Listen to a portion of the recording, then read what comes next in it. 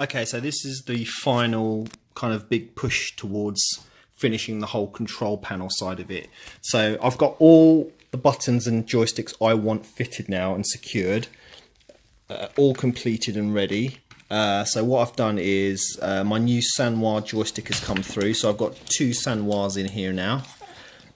These are all Seimitsu buttons. I've got 4 kind of see-through coloured translucent buttons and 2 regulars. Same on the other side. And I've removed the old LS32 joystick, Seimitsu, so that's gone over. I've got the final start buttons for player 2. These are all now input and micro switched, so they're all, this deck essentially is now just ready to fit. But first things first, I've got to mount the iPack. So I've got the iPack feet here, so I'm just going to mount it in there, and once that's mounted I'll get wiring up player 1, and then what I want to do is test that I've got the joystick orientated to the right way, because I've had to switch around the mounting plate here because it didn't fit vertically, so I span it round. So I want to make sure once it's connected, up is up, down is down, left is left, and so on. So that's kind of step 1. Well, it's not step 1. Getting this fit is step 1. So I'm going to go ahead and do that, and I'll be back with an update. Okay, so it's actually the next day, and I've got a little update on my wiring. So what I've done is actually removed and redone all my wiring on player 1 side, and I'll show you what I've done. It was a bit of a mess, and I just wanted to make it a lot more easier for myself in the future. So if you take a look here, what I've done is for each button I've color coded each side from here going into the iPack, so I know, because I've had to fold up the wire because there was a lot of spare wire, I didn't want to cut it, so I just folded it up and kind of just tied it together with some of that cleaning pipe kind of stuff, metal bendy wire. So I've got green, yellow, red, blue, and I've got it all wired into the iPack on this side, so I know which one goes to which. I've also made a note on the iPack of which switch, because it's on the iPack it's numbered switch number 1, switch number 2, all the way through to switch number 8. So switch number 1 is like weak kick. What was it? It's yellow, so it's weak punch. Then switch number 2 is medium punch, and switch number 3 is hard punch, and then switch number 4 is weak kick, and so on. So I know which kind of, it's just a note for me in the future, or I'll know if I remove anything where to put it back to.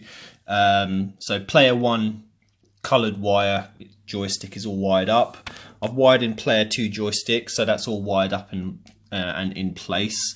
So I'm still yet to wire in the player 2 buttons. But player 1's all tested and working, and the player 2 joystick. And I've actually played and tested out Robotron. So for the first time yesterday, I was playing Robotron with Twinsticks, how it was actually supposed to be played, which is awesome, and I absolutely loved it. And it's going to take some getting used to. But I played some other Twinstick games. I've tested all the Twinstick games I have, so Smash TV, Raider, Robotron, I think 1 or 2 others as well. So awesome, I've got proper Twinstick action, proper Twinstick gaming now, so that's really cool. What I'll do, I'll quickly spin you around the back of the unit and show you the back and what it looks like. You can see the monitor mounted inside here, the open frame monitor I had, screwed into the Visa mount and held on by these brackets in the side here. This is just obviously this is the monitor power here. I've just got it all tucked in here. That's my player 2 buttons. I've just taken out for now for testing player 1 button and micro switch, so they're just spare parts just lying there. You can see from the back what it looks like, the iPack there through to the buttons, so that's just a quick view. It looks a bit messy, but it's actually quite clean. I've got lots of room in here because I'm still yet to put in any kind of speakers for the sound. So that's essentially what it looks like at the back. I've had to take off the T-molding a bit because the door wouldn't open. So that just basically closes up like that. But yeah, that's the back, that's the inside, in case you wanted to see. Yeah, and I think what I'll do, I'll quickly show you a quick example of like the Twinstick game, like Robotron in action. So I'll do a quick jump cut and show you some Twinstick action with Robotron. Okay, so we're all fired up essentially. So yeah, let's get into it. Let's load up Robotron, and we'll show you some Twinstick action. I've always really wanted to play Oh, that's RoboCop. Hang on. Yeah, I've always wanted to play Robotron with proper Twinstick, and it's a far cry from playing it with on a control pad or analog sticks on like a 360 pad. So yeah, really funny and strange to see how it actually feels. I've never played a Twinstick game before, and yeah, this and Smash TV are awesome. They work so well with it, so I'm so glad I've got this set up. So yeah, let me do a quick demo and I'll show you how it plays.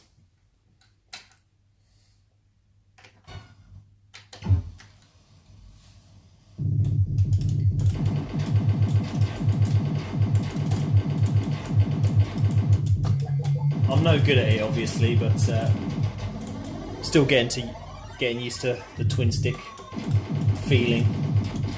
It's a very unusual feeling if you've never played one before. Because obviously with the 360 pad you're used to, it plays with the thumbsticks, but to have full-on 2 joysticks in your control, it's very different sensation.